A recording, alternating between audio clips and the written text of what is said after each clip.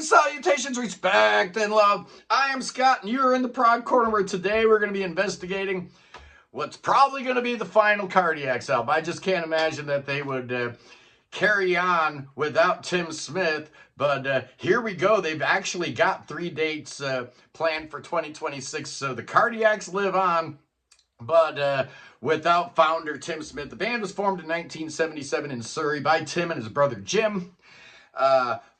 They kind of were like a post-punk, prog, sea shanty, ska, circus, jazz, baroque pop metal band.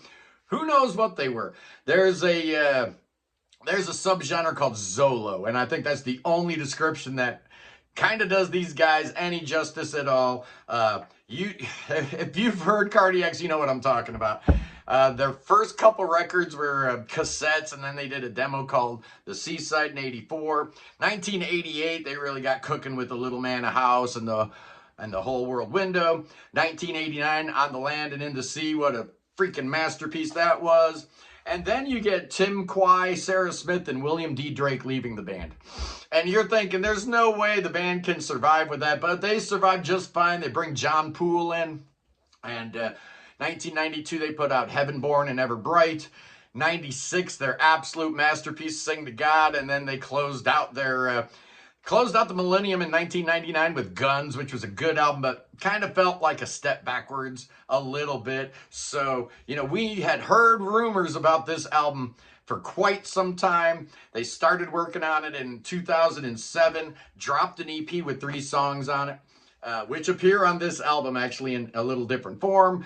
And then in 2008, after attending a My Bloody Valentine concert, Tim Smith has himself a heart attack, and he became kind of incapacitated. So work on LSD really slowed to a crawl. I guess he was trying to inform and instruct Jim and Kavis Tarobi, the new member of the band, via eye signaling and stuff like that, an alphabet board, just real slow going. And then unfortunately in 2020, he left us. Tim left us, and the good news is that meant LSD could move forward at a little faster pace.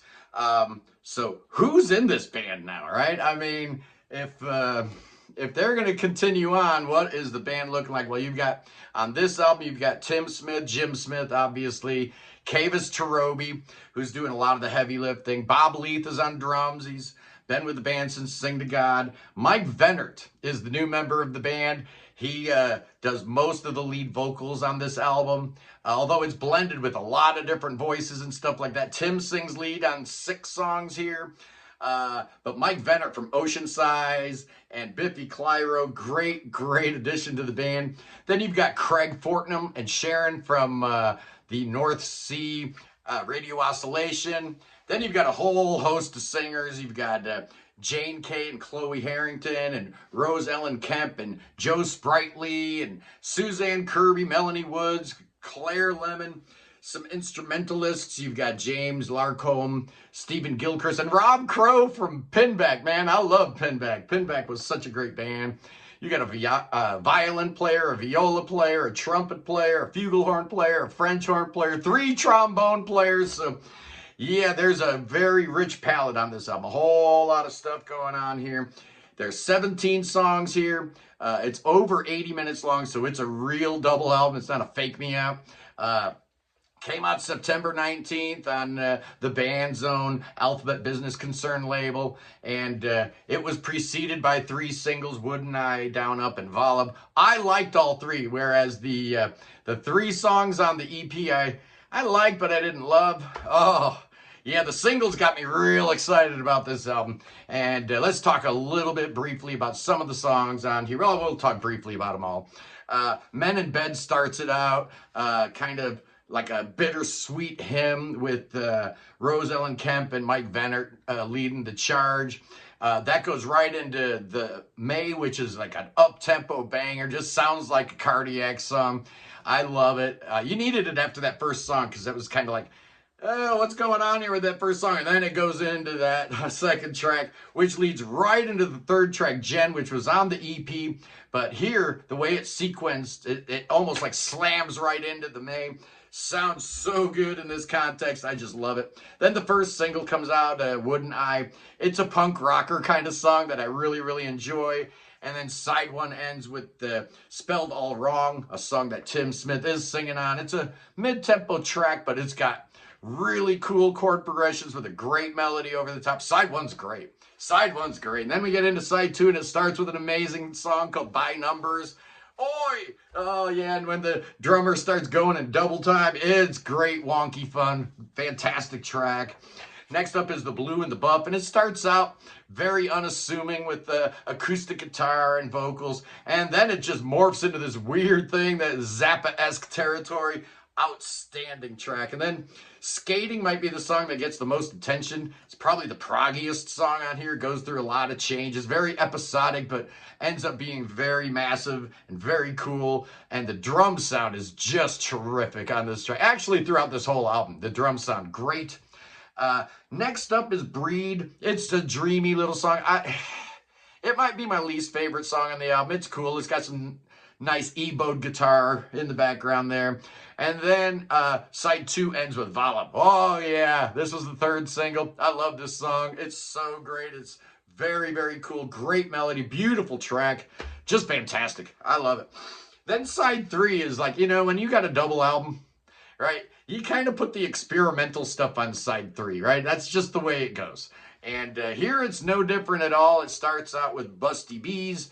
Long, like almost 3-minute intro before it starts going, and it just gets weirder and weirder with all these spooky vocalizations, and it's like a 9-minute track. Probably could have been trimmed down to like 6 or 7, but it's cool.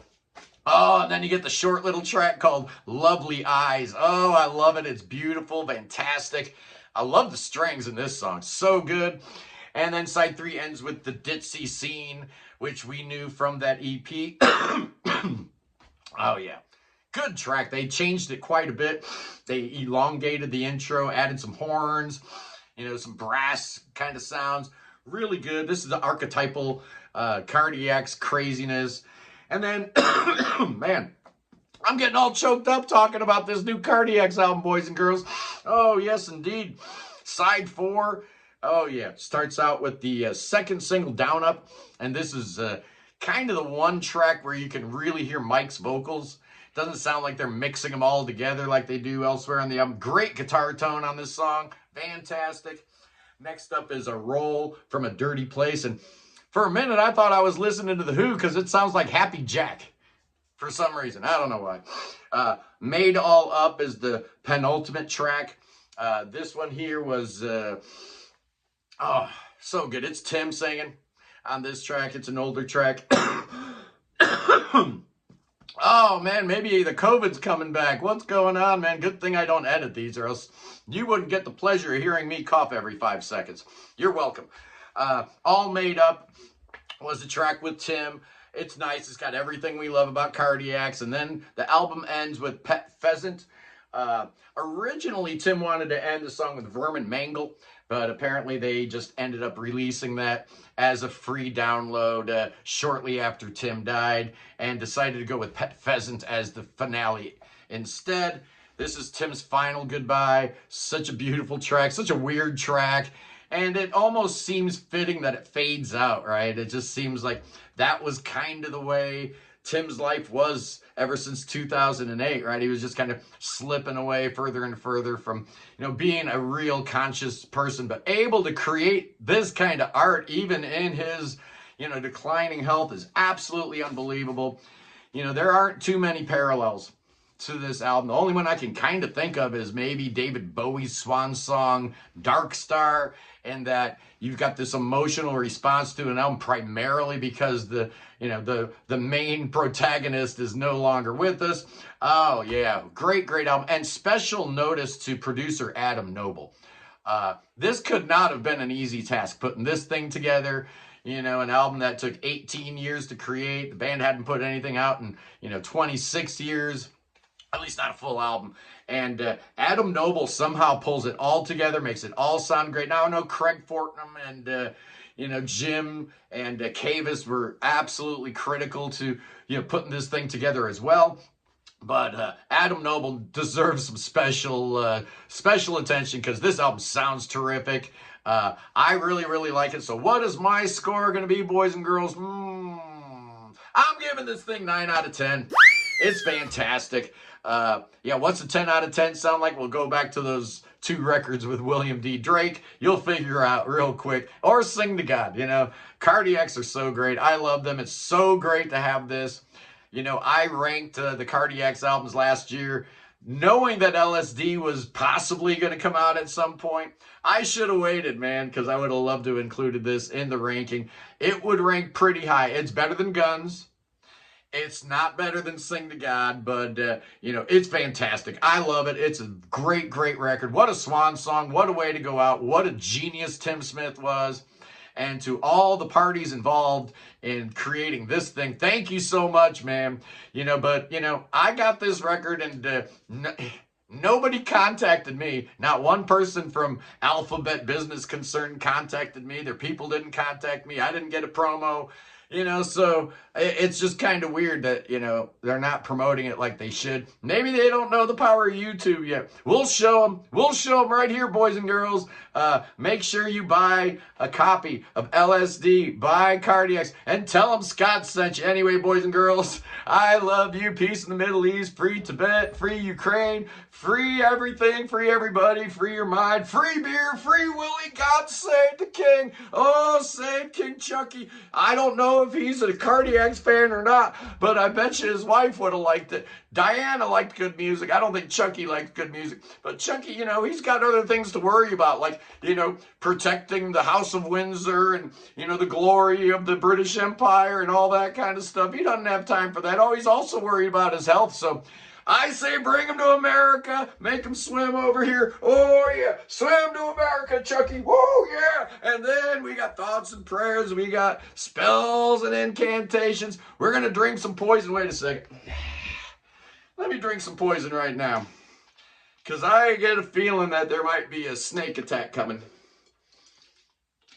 And I got to be prepared because these snakes are venomous and Billy Bob just dropped them off. Oh, here we go. It's the snakes. They're at me now. Oh, these snakes love the Cardiacs. Oh, Tim Smith, you will be missed. Absolutely. Thank you for this final album. Oh, we love you. Will the Cardiacs continue without him? It doesn't make any sense. I don't think so. What do you think, guys?